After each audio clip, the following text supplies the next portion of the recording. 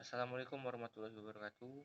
Saya Muhammad Ainur Rahman, NIM 2032001993, kelas Manajemen MPI, Manajemen Pendidikan Islam 6A.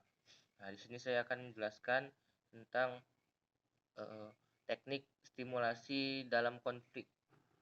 Teknik atau stimulasi konflik adalah upaya yang dilakukan oleh manajer terhadap konflik yang terjadi dengan jalan memberikan umpan-umpan stimulan yang menyebabkan pihak-pihak yang terlibat mengarahkan konflik pada arah yang baik, dari konflik pribadi maupun konflik organisasi.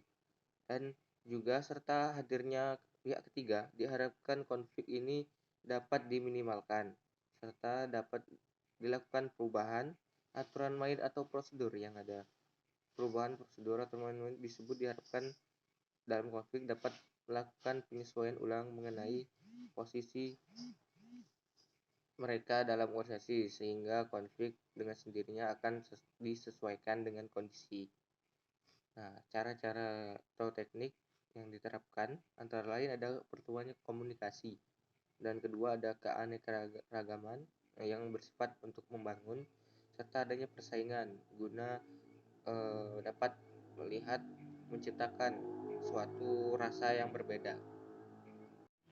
Metode-metode pengelolaan konflik.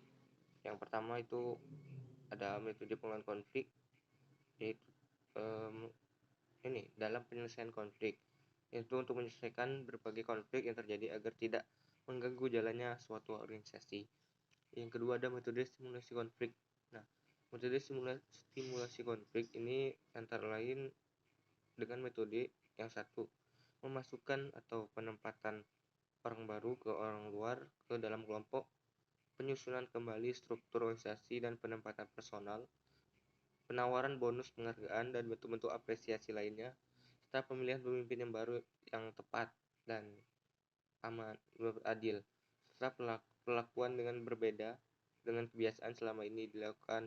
Nah, out of the box. Kemudian ada metode pengurangan konflik, antara lain yang pertama adalah mengganti tujuan yang lebih bisa diterima oleh kelompok. Kedua, mempersatukan kedua kelompok yang bertentangan menghadapi ancaman atau musuh yang ada. Kemudian yang terakhir ada mempertemukan sisi-sisi persamaan dan mendialog sisi-sisi perbedaan anggota kelompok untuk merumuskan konsep baru. Selanjutnya, tingkatan kepemimpinan dalam konflik. Nah, itu ada pertama top down. Top down merupakan manajemen top down yang bisa dikenal dengan pendekatan otokratis, yang tahu lebih tradisional, yang melibatkan para pemimpin membuat keputusan dan memberitahukan tingkat keputusannya itu. Kemudian kalau ada bottom up itu yang disebut model benih, atau berarti ide-ide kecil dari karyawan yang ditampung kemudian dikembangkan menjadi rencana kompleks bagi organisasi tersebut. Yang ada middle out ini sebagai peran manajemen sangat penting karena kelangsungan perkembangan perusahaan atau organisasi. Nah, jadi praktiknya ada orang yang bertanggung jawab dan merancang dan melaksanakan strategi perusahaan atau organisasi di area tertentu. Itulah paparan materi dari saya. Bila ada kekurangan, ucapkan mohon maaf. Sekian, terima kasih. Wassalamualaikum warahmatullahi wabarakatuh.